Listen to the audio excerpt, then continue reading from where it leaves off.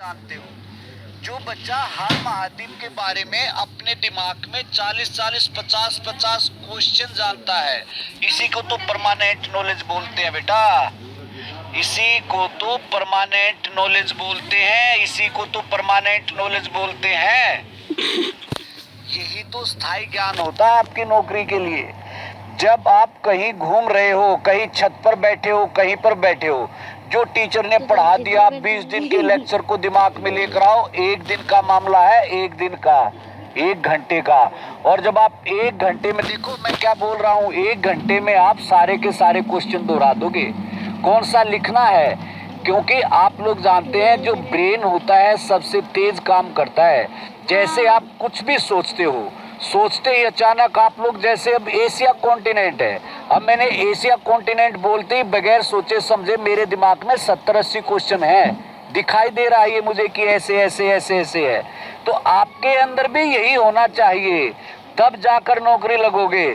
चलो भाई, ये तो था आज का आप लोगों को पहला विचार, या कह सकते हैं ज्ञान, या कह सकते हैं समझदार बनाना, या कह सकते हैं नौकरी लगने के लिए इतनी बातें सीखना, मोटिवेट होना जरूरी है। एक बच्चा पूछ रहा है सर बेसिन क्या होता है। बेसिन वेरी सिंपल यार, आप बेसिन को ऐसे समझो जैसे हम लोग बोलते हैं बाउल। बाउल बेसिन को आप लोग मेरे बच्चों ऐसे समझो जैसे हम लोग बोलते हैं बाउल। जैसे बी से बाउल बनता है, बी से बेसिन बनता है। बेसिन का मतलब होता है एक लोअर सरफेस, एक लोअर सरफेस। चलो इसका बेसिन का सबसे अच्छा एग्जाम्पल देखो, बेसिन का एक सबसे अच्छा एग्जाम्पल देखो। गांव में लगभग तालाब होते हैं, और पहले गांव के अंदर उन तालाबों के अंदर पानी भरता था, और नहरों से भी उन तालाबों में पानी भरा जाता था। लेकिन अब बारिश नहीं होती, बारिश कम होती है, तो कई गांव के अंदर वही तालाब गंदे पानी का तालाब बन चुके हैं। लगभग कई गांव के अंदर, हर गांव के अंदर पहले 3-4 तालाब होते थे, और आप लोग जानते हैं उन 3-4 तालाब में से आज के टाइम में एक आध तो सूख चुका है, एक आध में पानी है, और एक आध गंदा नाला बन चुका है, यानी कि गंदे पानी का तालाब बन चुका है एक आध। तो मैं यहाँ पर ये कहना चाह रहा हूँ, जैसे पूरे गांव की नालियों का पानी उस तालाब में जाकर है, तो वो तालाब एक तरह से बेसिन बन गया। वो तालाब एक तरह से एक लोअर सरफेस, जहां पर इधर उधर का पानी आता है। जैसे गंगा नदी का बेसिन बोलते हैं। गंगा नदी का बेसिन का मतलब क्या है, नदी के आसपास का एक लोअर सरफेस, उसको हम लोग बेसिन बोलते हैं, उसको हम लोग बेसिन बोलते हैं। चलो भाई, अब हम स्टार्ट करते हैं अपना इसका। आज जो है एक ही पॉइंट बचा हुआ है, उसको पढ़ने के बाद ऑस्ट्रेलिया करेंगे। कई बच्चों के क्वेश्चन अब भी आ रहे हैं कि सर साउथ अमेरिका महाद्वीप का उत्तरी बिंदु या उत्तरतम बिंदु कौन सा है, या साउथ अमेरिका महाद्वीप का दक्षिणतम बिंदु कौन सा है, दक्षिणतम बिंदु कौन सा है, दक्षिणतम बिंदु कौन सा है। तो आप लोगों को बताया तो था कोलंबिया देश है, कोलंबिया के अंदर इसका उत्तरतम बिंदु है, कोलंबिया के अंदर इसका उत्तरतम बिंदु है।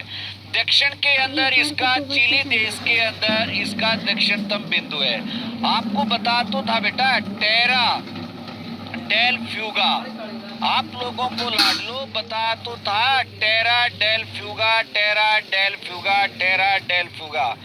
और यहाँ पर है कोलंबिया के अंदर, यहाँ पर है कोलंबिया के अंदर, जिसको हम लोग बोलते हैं पुंटा गैलियांस, पुंटा गैलियांस, पुंटा गैलियांस बोलते हैं, पुंटा गैलियांस बोलते हैं। तो गैलियांस ये जो है, गैलिनास भी लिखा होता है, पुंटा गैलियांस तो इसका उत्तरतम बिंदु है कोलंबो के अंदर, और इसका दक्षिणतम बिंदु है चिली देश के अंदर, टेरा एंड डेल फ्यूगा। चलो भाई, अब आगे की तरफ बढ़ते हैं। जो आज इसके अंदर बचा हुआ है, वो बचा हुआ पार्ट है हमारे सीधा सा मैदान से संबंधित है, मैदान से संबंधित है, मैदान से संबंधित है। मैदानों वाला पार्ट बचा हुआ है। ये तो आप लोगों को बताया था ओरिनिको नदी कैसे बहती है, ये तो उसके बारे में है बेटा। और इनके बारे में ये आपको बताया था हमने, प्री प्रशांत महासागरीय पेटी, प्री प्रशांत महासागरीय पेटी, प्री प्रशांत महासागरीय पेटी। और आप लोग जानते हैं जैसे ये हम लोगों ने एंडीज पर्वतमाला के बारे में पढ़ा था। अब हम लोग बात करेंगे यहाँ पर घास के मैदानों के बारे में।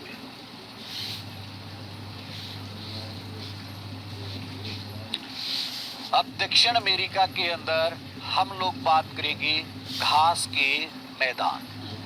बड़ा महत्वपूर्ण क्वेश्चन है जिसको कहा जाता है ग्रासलैंड। ग्रासलैंड बोलते हैं, ग्रासलैंड्स बोलते हैं। एक पाए जाते हैं लानोस,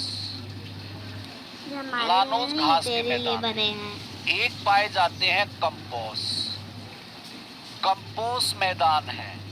एक लानोस है, एक कंपोस है। एक पाए जाते हैं पंपास, पंपास है। एक पाए जाते हैं जिनको हम लोग बोलते हैं ग्रीन चाकू, जिनको हम लोग बोलते हैं ग्रीन चाकू, ग्रीन चाकू। और एक पाए जाते हैं जिनको हम लोग बोलते हैं फेजेंडा। अब देखो कहने को ये यहाँ पर 5 वर्ड हैं, लेकिन इन्हीं 5 वर्ड के अंदर, इन्हीं 5 वर्ड के अंदर हम लोग 20 क्वेश्चन पढ़ लेंगे। सबसे पहले बात करते हैं लानोस और कंपोस की। जो लानोस और कंपोस है ये उष्णकटिबंधीय घास के मैदान है। उष्णकटिबंधीय घास के मैदान है। जो ये पंपोस है, पंपोस जो है ये मैदान है, शीतोष्ण कटिबंधीय। उष्ण का मतलब होता है ट्रॉपिकल, उष्ण का मतलब होता है ट्रॉपिकल ग्रासलैंड। शीतोष्ण का मतलब होता है टेम्परेट ग्रासलैंड। शीतोष्ण का मतलब होता है टेम्परेट ग्रासलैंड, टेम्परेट ग्रासलैंड। अब देखो मेरे लाडलो, आप सारे के सारे जानते हो ये हम लोगों ने बताई थी भूमध्य रेखा, भूमध्य रेखा, भूमध्य रेखा, भूमध्य रेखा। और आप लोग जानते हैं ये यहाँ पर है मकर रेखा, मकर रेखा, मकर रेखा। अब देखो अगर जो हम लोग यहाँ पर थोड़ा सा इस स्ट्रक्चर की बात करें, बोर्ड पर ध्यान दिया करो। मान लो पृथ्वी इस तरह से है और पृथ्वी को 2 भागों में बांटती है, जिसको हम लोग बोलते हैं भूमध्य रेखा, इक्वेटर बोलते हैं। इसके उत्तर में यहाँ पर 23.5 डिग्री नॉर्थ है, 23.5 डिग्री नॉर्थ है, जिसको आप कर्क रेखा बोलते हो मेरे बच्चों। और इसके दक्षिण में, इसके दक्षिण में 23.5 डिग्री साउथ है, जिसको आप लोग मकर रेखा बोलते हो। कर्क रेखा के उत्तर में, कर्क रेखा के उत्तर में 66.5 डिग्री नॉर्थ है, जिसको आप आर्कटिक वृत्त बोलते हो, आर्कटिक सर्कल बोलते हो। और आप लोग जानते हैं इसके 66.5 degree south, 66.5 degree south, 66.5 degree south, यहाँ पर अंटार्कटिका सर्कल है। अब पहले आप लोग ये समझो किसको हम किस क्षेत्र के नाम से जानते हैं। अब पूरी बात ध्यान से देखो और आराम से समझो। जो ये क्षेत्र होता है, जो ये क्षेत्र होता है, जो ये क्षेत्र होता है, जो ये अप्लाई कर सका है ना, इस क्षेत्र को हम लोग बोलते हैं ट्रॉपिकल जोन। इस क्षेत्र को हम लोग बोलते हैं ट्रॉपिकल जोन, उष्ण कटिबंध बोलते हैं, उष्ण कटिबंध। जो किसके बीच में स्थित है, 23.5 डिग्री साउथ से 23.5 degree north, 23.5 degree north, 23.5 degree north. अब दूसरा पॉइंट देखो मेरे लाडलो, 31 मई तक बताएं। ये वाला क्षेत्र है, ये वाला क्षेत्र है, ये वाला क्षेत्र है, ये वाला क्षेत्र है। जो ये वाला क्षेत्र है, ये वाला क्षेत्र है, ये वाला क्षेत्र है, इसको कहा जाता है शीतोष्ण प्लस उपोष्ण। इसको कहा जाता है शीतोष्ण प्लस उपोष्ण। इसको कहा जाता है शीतोष्ण प्लस उपोष्ण। अब आप कहोगे सर ये शीतोष्ण प्लस उपोष्ण का मतलब क्या है मेरे लाडलो? तो आप मेरी बात ध्यान से सुनो। शीतोष्ण का मतलब टेम्परेट,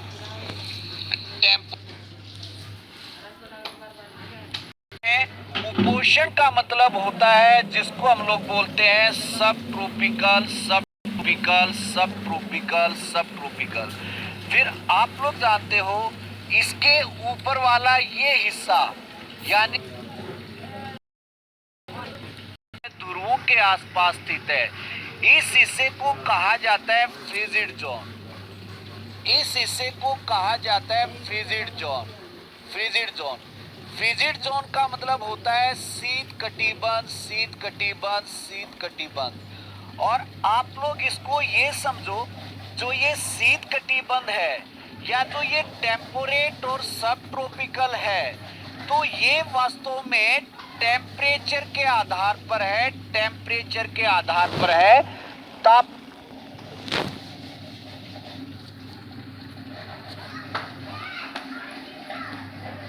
गया है या सूर्य की स्थिति के आधार पर इनको बनाया गया है, क्योंकि इस हिस्से में लगभग दिन रात बराबर होते हैं। सूर्य की यहाँ पर स्थिति सीधी होती है। सीधी का मतलब सूर्य की किरणें इस हिस्से में सीधी गिरती हैं। इस कारण यहाँ पर तापमान ज्यादा होता है। इस कारण इसको हमने बोल दिया उष्ण कटिबंध, उष्ण कटिबंध, उष्ण कटिबंध।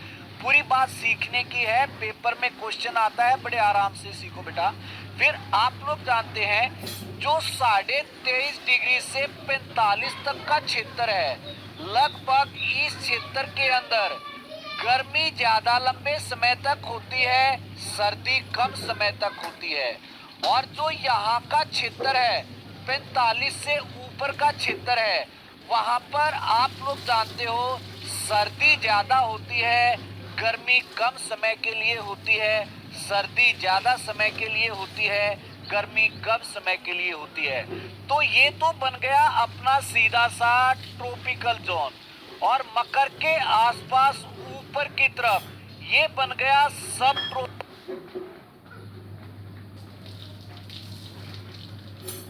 Tropical zone. और आर्कटिक के नीचे की तरफ ये बन गया टेम्परेट जोन। और ध्रुवों के आसपास ये बन गया फ्रिजिड जोन। क्योंकि यहाँ पर तापमान ज्यादा है तो ये गर्म क्षेत्र है, उष्ण कटिबंध है। अब मकर कर्क रेखा और मकर रेखा से देखो, यहाँ पर भी तापमान ज्यादा है लेकिन यहाँ पर इतना ज्यादा नहीं है। लेकिन इस क्षेत्र में गर्मी ज्यादा और सर्दी कम है, गर्मी ज्यादा और सर्दी कम है। लेकिन देखो जैसे ही हम 45 से ऊपर जाएंगे तो वहां पर क्या होगा, सर्दी ज्यादा महसूस होगी, गर्मी ज्यादा कम होगी, सर्दी ज्यादा महसूस होगी, गर्मी वहां पर क्या होगी, कम महसूस होगी। इसका मतलब ये हुआ जो इन क्षेत्रों में घास के मैदान पाए जाएंगे उनको हम लोग बोलेंगे उष्ण कटिबंधीय घास के मैदान, उष्ण कटिबंधीय घास के मैदान, उष्ण कटिबंधीय घास के मैदान। और आप लोग जानते हैं जो इन क्षेत्रों में घास के मैदान पाए जाएंगे उनको हम लोग बोलेंगे शीतोष्ण कटिबंधीय घास के मैदान, शीतोष्ण कटिबंधीय घास के मैदान।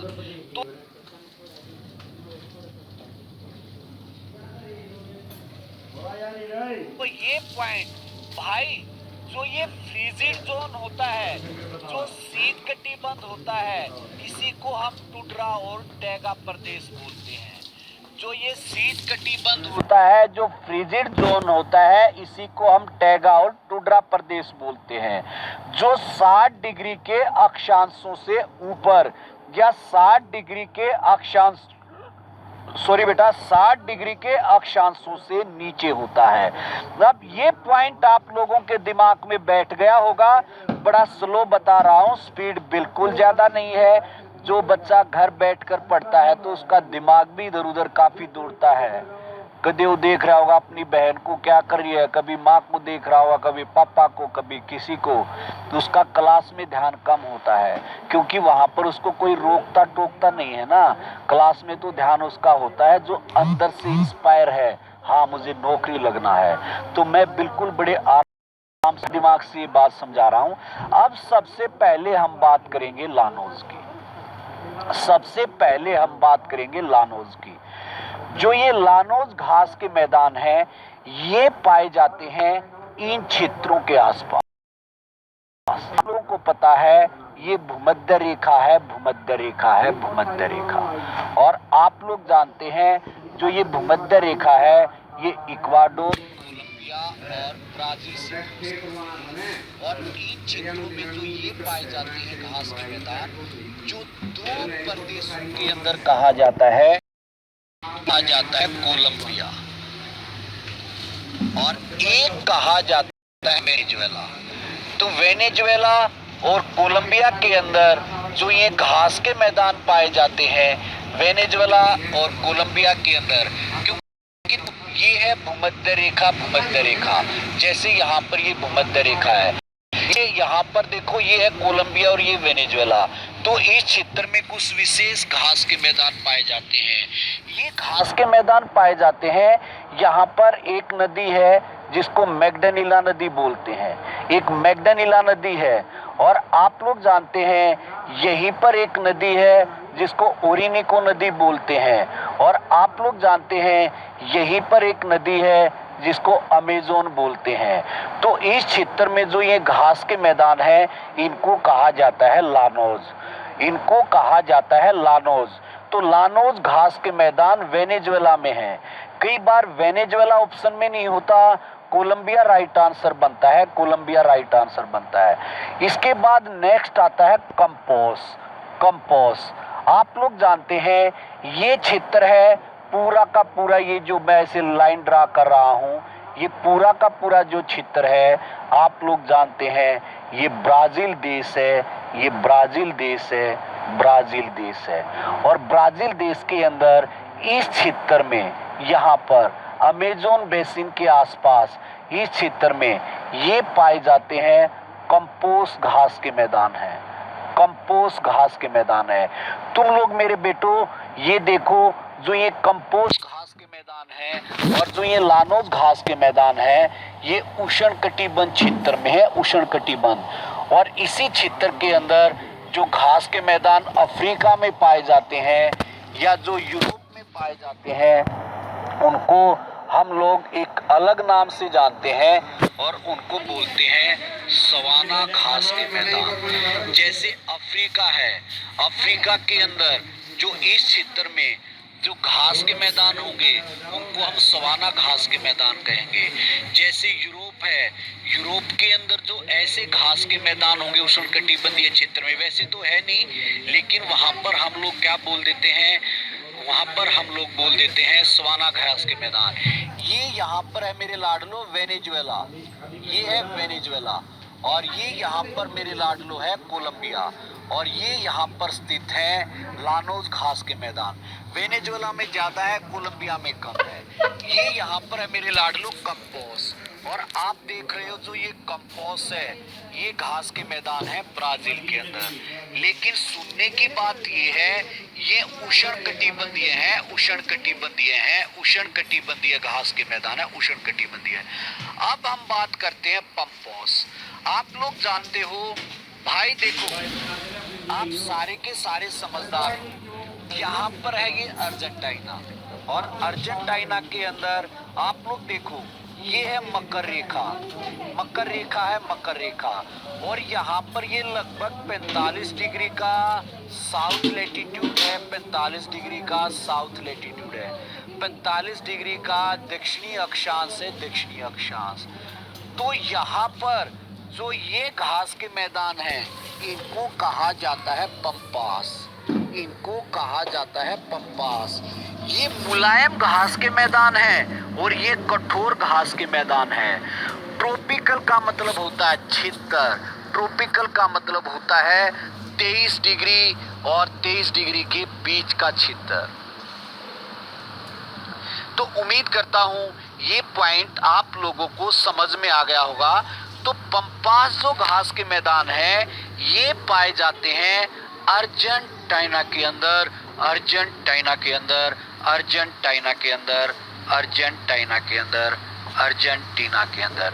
लेकिन मेरे लाडलो एक छोटा सा पॉइंट सुनो, यहाँ पर ये है ब्राजील और ये है मकर रेखा। तो ये कुछ ब्राजील के अंदर भी कहा जाता है, कुछ ब्राजील के अंदर भी कहा जाता है। लेकिन जब दोनों ऑप्शन में हो तो पंपास के लिए अर्जेंटीना राइट आंसर है। पंपास के लिए अर्जेंटीना राइट आंसर है। जब अर्जेंटीना ऑप्शन में नहीं होगा तब हम लोग बात करेंगे ब्राजील की। जब अर्जेंटीना ऑप्शन में नहीं होगा तब हम बात करेंगे ब्राजील की। उम्मीद करता हूं आप लोग ध्यान दे रहे होंगे। अब ग्रीन चाकू, जो ये ग्रीन चाकू है, जो ये ग्रीन चाकू वर्ड है, इस पर ध्यान दो। आप लोगों ने पढ़ा था कल एक छोटा सा पॉइंट जिसको हमने बोला था लाप्लाट। आपने कल एक छोटा सा पॉइंट पढ़ा था लाप्लाट, और लाप्लाट को मैंने बताया था त्रियाब क्षेत्र। लाप्लाट को मैंने बताया था त्रियाब क्षेत्र, त्रियाब क्षेत्र, त्रियाब। हाँ बिल्कुल, अल्फा ग्रास होती है, एक अल्फा ग्रास होती है और एक होती है एलिफेंट ग्रास होती है। जो एलिफेंट ग्रास होती है वो ज्यादातर पाई जाती है कौन से क्षेत्रों में? आप लोग जानते हैं उष्णकटिबंधीय क्षेत्रों में। और अल्फा सर रिपीट हो रही है आवाज, अपने फोन में ठीक कर लेना है। कमाल करते हो आप भी, क्या बात करते हो यार। हफ्जा अपने फोन की सेटिंग ठीक कर।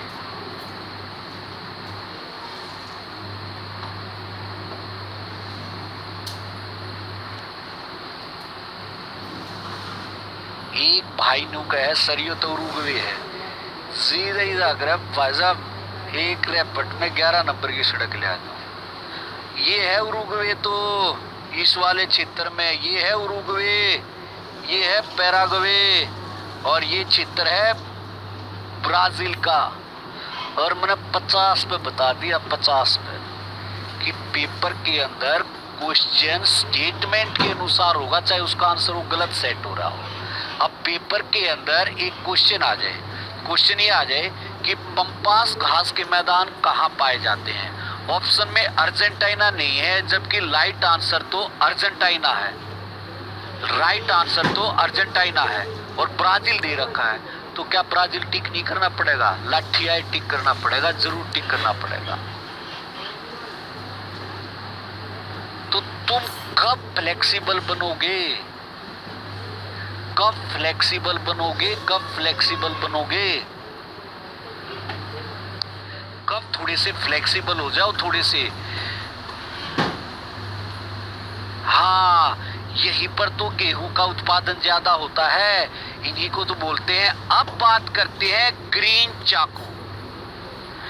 अब हम लोग बात करते हैं ग्रीन चाकू।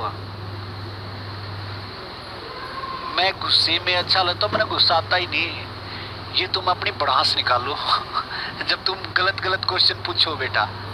जब आप लोगों का क्वेश्चन जो पूछने का तरीका होता है वो गलत होता है तो खतरनाक होता है। चलो भाई, अब हम लोग बात करते हैं ग्रीन चाकू किसे बोलते हैं। तो जो ये लाप्लाट क्षेत्र था, त्रियाब था, यहाँ पर आप लोगों ने एक छोटा सा पॉइंट पढ़ा होगा, और वो छोटा सा पॉइंट पढ़ा होगा 3 नदियों से संबंधित। एक प्रागवे नदी, एक प्राणा नदी, और एक आप लोग जानते हैं अपना ये उरुग्वे नदी। और यही सीधा सीधा सब ये वाला क्षेत्र जो है, इसको हम लोग बोलते हैं ग्रीन चाकू, ग्रीन चाकू, ग्रीन चाकू, ग्रीन चाकू, ग्रीन चाकू, ग्रीन चाकू, ग्रीन चाकू। जो ये लाप्लाट क्षेत्र है यही है ग्रीन चाकू, और यही कहलाती है गेहूं की अर्धचंद्राकार पेटी। यही कहलाती है गेहूं के अर्धचंद्राकार पेटी। इन्हीं गेहूं होता है यहाँ पर त्रियाब क्षेत्र में बहुत ज्यादा, और इसी को आप लोग बोलते हो सीधा सा अर्धचंद्राकार पेटी। गेहूं की अर्धचंद्राकार पेटी कहा जाता है इसी ग्रीन चाकू को। वैसे हम इसको ग्रीन चाकू बोल देते हैं, लेकिन वास्तव में ये ग्रेन है, ग्रेन। और ग्रेन का मतलब होता है अनाज, और अनाज में मुख्य अनाज कहा जाता है गेहूं को। वैसे इसको हम ग्रीन बोलते हैं, लेकिन ये ग्रेन चाकू है, ग्रेन चाकू है, ग्रेन। वैसे ग्रीन लिखना पड़ता है। तो उम्मीद करता हूं ये पॉइंट आपको समझ में आ गया होगा। अब हम लोग बात करते हैं फजेंडा के बारे में। अब हम बात करते हैं फजेंडा के बारे में। मेरी इच्छा ये है अब इसको एक बार हटा दिया जाए, नहीं तो काफ़ी कॉम्प्लिकेटेड होता चला जाएगा, काफ़ी कॉम्प्लिकेटेड होता चला जाएगा। घास के मैदान दक्षिण अमेरिका के अंदर एक लानोज, एक कंपोस, एक पंपास, एक ग्रीन चाको टाइप के एक फजेंडा मैदान है। जो लानोज और कंपोस है उष्णकटिबंधीय घास के मैदान कहलाते हैं। ये उष्णकटिबंधीय क्षेत्र में है, उष्णकटिबंधीय क्षेत्र में है, भूमध्य रेखा के दोनों तरफ है। लानोज वेनेजुएला में है, कंपोस ब्राजील के अंदर है। फिर अर्जेंटीना के अंदर एक घास के मैदान पाए जाते हैं जिनको हम लोग बोलते हैं पंपास। जो ये पंपास घास के मैदान है ये शीतोष्ण क्षेत्र में, शीतोष्ण क्षेत्र, जो शीतोष्ण क्षेत्र होता है ये 45 डिग्री अक्षांशों के आसपास का होता है, और जो उपोष्ण क्षेत्र होता है ये 30 डिग्री अक्षांशों के आसपास का होता है, 30 डिग्री अक्षांशों के आसपास का होता है, 30 डिग्री अक्षांशों के आसपास का होता है। फिर यहीं पर हमने पढ़ा ग्रीन चाको। जो ग्रीन चाको है ये भी अर्जेंटीना से संबंधित है, मुख्यतः अर्जेंटीना से है। अदरवाइज उरुग्वे, अर्जेंटीना, ब्राजील और पराग्वे इन पूरे क्षेत्रों में है, लेकिन ज्यादातर ये कहाँ पर अर्जेंटीना। इसी को हम लोग बोलते हैं त्रिआप क्षेत्र, और जो ये लाप्लाट क्षेत्र ही ग्रीन चाको कहलाता है। इसी को कहा जाता है अर्जेंटीना की गेहूं की अर्धचंद्राकार पेटी। इसी को कहा जाता है गेहूं की अर्धचंद्राकार पेटी। ग्रीन चाको अर्जेंटीना में, बिल्कुल अर्जेंटीना में है मेन इसका। मेरे बेटे ये फिजिकल स्ट्रक्चर है, और फिजिकल स्ट्रक्चर किसी एक स्टेट में थोड़ी कह सकते हैं हम। जैसे अरावली है, अब यूँ थोड़ी कह देंगे अरावली राजस्थान में, अरावली तो फैली हुई है। अब जैसे ये लाप्लाट का क्षेत्र है, त्रिआप क्षेत्र है, ये 3 नदियों के बीच में स्थित है, तो इसको हम ये थोड़ी कह देंगे कि ये पर्टिकुलर अर्जेंटीना में है, लेकिन इसका 70-80% अर्जेंटीना में है। इसका क्षेत्र उरुग्वे में भी है, इसका क्षेत्र पराग्वे में भी है, इसका क्षेत्र ब्राजील में भी है, लेकिन 70-80%, जो 70-80% है ये वास्तव में कहां पर है, अर्जेंटीना में है। अब हम लोग बात करेंगे आगे फजेंडा की। अब हम लोग आगे बात करेंगे फजेंडा के बारे में, बात करेंगे फजेंडा के बारे में बात करेंगे। जो फजेंडा है, खाम खागा फजेंडा हो रहा है बेटा। जो ये फजेंडा है ये संबंधित है कॉफी से, कॉफी से संबंधित है। जो ये फजेंडा है इसी को हम लोग बोलते हैं कहवा, और ये संबंधित है ब्राजील के अंदर। ब्राजील के अंदर, ब्राजील के अंदर फजेंडा के जो मैदान है, फजेंडा के मैदान जो है ये कॉफी के मैदान कहलाते हैं, ये कहवा के मैदान कहलाते हैं।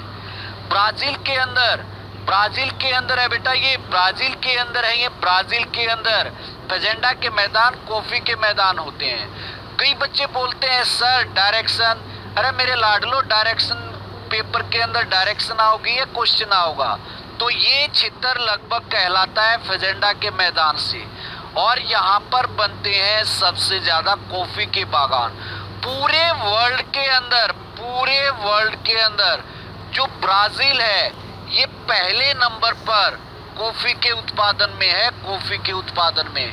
फिर आप लोग जानते हैं अपने भारत के अंदर यहाँ पर एक स्टेट है जिसको हम लोग बोलते हैं कर्नाटक। कर्नाटक स्टेट है भारत में। कर्नाटक स्टेट के अंदर कॉफी सबसे ज्यादा है, कॉफी सबसे ज्यादा है भारत के अंदर। कर्नाटक स्टेट के अंदर कॉफी सबसे ज्यादा है, कॉफी सबसे ज्यादा है। और फिर आप लोग जानते हैं जो कॉफी है इसकी अपनी अपनी मुख्य विशेष 3 वैरायटी होती है। एक कहलाते हैं रोबिस्टा, एक इसकी वैरायटी होती है रोबिस्टा, और एक इसकी वैरायटी होती है जिसको बोलते हैं अरेबिका, अरेबिका, अरेबिका। और एक इसकी वैरायटी होती है जिसको हम लोग बोलते हैं लाइरेबिका, लाइरेबिका। कॉफी की 3 किस्म होती है, 3 किस्म होती है, 3 किस्म होती है। एक कहलाती है रोबिस्टा, एक कहलाती है अरेबिका, एक कहलाती है लाइरेबिका। एक होती है आप लोग जानते हैं रोबिस्टा, एक होती है अरेबिका, एक कहलाती है लाइरेबिका। देखो मेरे शेर कितने अच्छे हैं, देखो कितने कितने क्वेश्चन अपने आप बता दिए। मैं कैसे नहीं मानूं कि ये नहीं पढ़ते। जैसे रिंकू भारद्वाज, कब पढ़ा था ये हमने क्लास में, बाबा बदून कॉफी का पौधा लेकर आया था और कर्नाटक के अंदर बाबा बदून की पहाड़ी पर उसको लगाया था। और बाबा बदून की पहाड़ियाँ कॉफी के लिए ही महत्वपूर्ण है, कॉफी के लिए ही महत्वपूर्ण है। और कितने अच्छे बच्चे हैं साथ के साथ बता रहे हैं।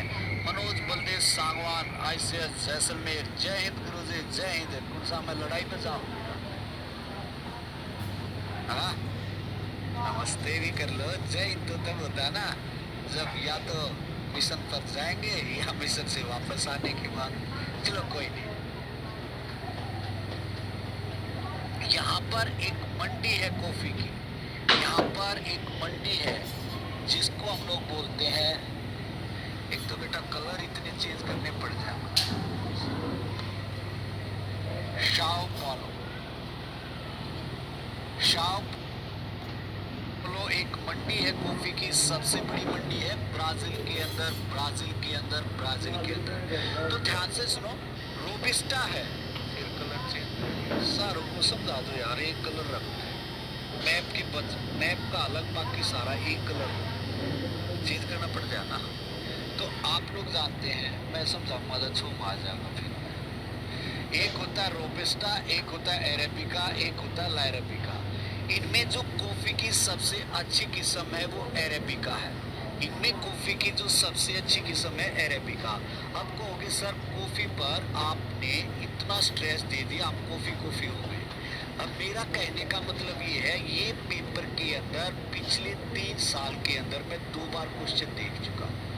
एक पेपर के अंदर ये क्वेश्चन ऐसे पूछ रखा था, 4 ऑप्शन में नाम लिख रखे थे और क्वेश्चन ये था, निम्नलिखित में से कौन सी कॉफी की किस्म नहीं है? तो रोबिस्टा कॉफी की किस्म है, एरेबिका कॉफी की किस्म है, 31 मई बताना और भी बढ़ सका है। एक पेपर के अंदर ये क्वेश्चन पूछ रखा और था, भी बढ़ सका है। तीनों ऑप्शन में दे रखे थे और ये पूछ लिया था, निम्नलिखित में से कॉफी की सबसे अच्छी किस्म कौन सी है? कॉफी की सबसे अच्छी किस्म कौन सी है? तो अरेबिका कॉफी की सबसे अच्छी किस्म है। एक प्यारी सी बिटिया लिख रखी है, सर आपकी क्लास में रौनक लगी रहती है। अरे मेरी बिटिया पढ़ भी लियो, कभी रौनक रौनक में ही रौनक रौनक हो जाए, पढ़ते भी रहना चाहिए। हाँ बिल्कुल बेटा। तो अरेबिका जो होती है बेस्ट कॉफी की किस्म होती है, कूर्ग अरेबिका बोलते हैं और हमारे देश में भी प्रचुर मात्रा में होती है। तो देखो कर्नाटक हमारे देश के अंदर कॉफी उत्पादन का सबसे ज्यादा कॉफी उत्पादन वाला राज्य है।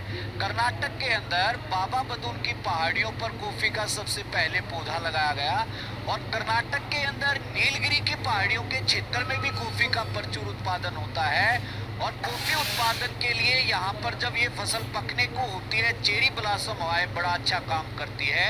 विश्व में सबसे ज्यादा कॉफी का प्रोडक्शन ब्राजील करता है।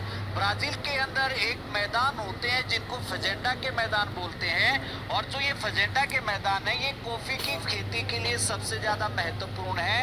और कॉफी की 3 किस्में हैं, रोबिस्टा, अरेबिका, लाइरेबिका। और उम्मीद करता हूँ आप लोगों को नितिन लास्ट ईयर सीडीएस में था ये क्वेश्चन। अरे मेरे बेटा झूठ थोड़ी बोलूँगा, इतनी उम्र होगी, सर पर दौड़े हो गए रूढ़ लिए, इस उम्र में भी आगे मैं झूठ बोलूँगा। मैं अपनी तरफ से कोई भी ऐसा क्वेश्चन नहीं कहता। मैं जितना भी यहाँ पर क्वेश्चन डिस्कस करता हूँ मैंने पहले पेपरों के अंदर देख रखे, पहले देख रखे बेटा। मैं ऐसे बिल्कुल भी हवा में बात करता ही नहीं, क्योंकि मैं हवा में जा ही नहीं सकता, मैं हल्का ही इतना उड़ जाऊंगा, मैं हल्का इतना, इसलिए मैं जमीन पर भी बड़ा आराम से चलता हूँ। Vande Mataram sir, ICS Nilokheri. चलो भाई अब अगले पॉइंट की चलते हैं। आप लोग जानते हैं यहाँ पर एक बंदरगाह है,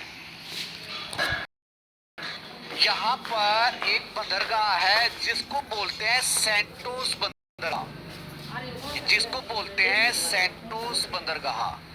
यहाँ पर एक बंदरगाह है जिसको हम लोग बोलते हैं सेंटोस बंदरगाह। सेंटोस बंदरगाह, जो ये सेंटोस बंदरगाह है, इसको यहाँ पर कॉफी बंदरगाह भी कहा जाता है। जो ये सेंटोस बंदरगाह है, इसको यहाँ पर कॉफी बंदरगाह ही कहा जाता है। पता है, हर रोज मैं ये सोच के आता हूँ, मैं ये इसको कंप्लीट कर दूंगा, लेकिन बेटा नंबर क्वेश्चन इतने बनते हैं और मैं बीच बीच में तुम्हारे साथ इतनी सारी बातें करता रहता हूँ, लेकिन उन बातों का फायदा भी है। लगातार अगर जो मैं यहाँ से ज्ञान के गोले फेंकता रहूंगा तो वो आप बाईपास करना शुरू कर दोगे। बीच में आपको सोचने समझने का भी तो समय चाहिए, ऐसे थोड़ी होता है बेटा। जो सेंटोस बंदरगाह है, ये कॉफी के लिए फेमस है। कॉफी बंदरगाह बोलते हैं, ब्राजील के अंदर है। साओ पोलो जो है, ये कॉफी की मंडी के लिए फेमस है और ये भी ब्राजील के अंदर है। फेजेंडा के मैदान कॉफी की फसल के लिए है और ये भी ब्राजील के अंदर है। हमारे देश में कर्नाटक है और उम्मीद करता हूँ आप लोगों को ये पॉइंट समझ में आ गया होगा और मुझे नहीं लगता इसमें कोई दिक्कत होनी चाहिए। अब अगला यहाँ पर अपना एक प्यारा सा नन्हा सा छोटा सा दो क्वेश्चन। जिस दिन कॉन्टिनेंट समाप्त हो जाएंगे उस दिन भारत का भूगोल शुरू हो जाएगा और मैं अपनी तरफ से पूरी कोशिश कर रहा हूँ इस हफ्ते में कॉन्टिनेंट समाप्त हो जाए, लेकिन आप अपनी तरफ से पूरी कोशिश कर रहे हो कि अगले हफ्ते के भी 2 दिन आप जरूर लेंगे। देख लो, तो देखो बेटा, अब हम लोग बात करते हैं एक तो जलधारा, एक जलधारा, और एक बात करते हैं स्थानीय पौने, स्थानीय पौने, स्थानीय पौने, स्थानीय पौने, स्थानीय पौने, लोकल वेट्स, लोकल वेट्स। अब मैं केवल ये साउथ अमेरिका से बात करूंगा। जलधारा का मतलब होता है महासागरीय जलधारा, ओशियन करंट, और उम्मीद करता हूँ ये मैं कई बार बता चुका हूँ। ये 2 प्रकार की होती हैं, एक होती है गर्म और एक होती है ठंडी। एक होती है गर्म और एक होती है, साओ पोलो नहीं बताया सर, मेरे बेटा भी साओ पोलो बता तो था। कॉफी की मंडी, कहवा की मंडी, ब्राजील के अंदर वर्ल्ड में सबसे बड़ी कॉफी की मंडी है। बता तो था बेटा, बता तो था। डिस्प्यूट भी करा देंगे, डिस्प्यूट भी करा देंगे। कहता भारत पाकिस्तान, भारत अमेरिका की करवाते हो डिस्प्यूट। यूँ कौन हो सर, डिस्प्यूट वाला कंसेप्ट भी करा दो। कौन सा मैं डिस्प्यूट कराने वाला में लग रहा हूँ? ये तो काम पंचायती आगे जा रहा है। पंचायत कभी भी नहीं होनी चाहिए, मेरा तो मानना ये है। पंचायत हमेशा कभी भी सही फैसला नहीं देकर उठती, हमेशा उनके मन में डिस्प्यूट बनाए रखती है। जो ये है ना यूएनओ, वर्ल्ड की सबसे बड़ी पंचायत है, और आज तक यूएनओ ने कहीं पर भी कोई फैसला ढंग से नहीं कर लिया। सही बोल रहा हूँ बेटा, आज तक भी यूएनओ ने कोई फैसला ढंग से नहीं कर लिया। भाइयों का आ रहा है, देखो रे, दोनों सगे भाई हैं, फैसला करियो ढंग से, इशारे इशारा में। कहने का मतलब ये इनका फैसला नहीं हो जाना चाहिए नहीं था का हमने पंचायत में कौन बुला होगा। मैं बिल्कुल नेचुरल बात बता रहा हूँ, बिल्कुल प्रैक्टिकल है ये।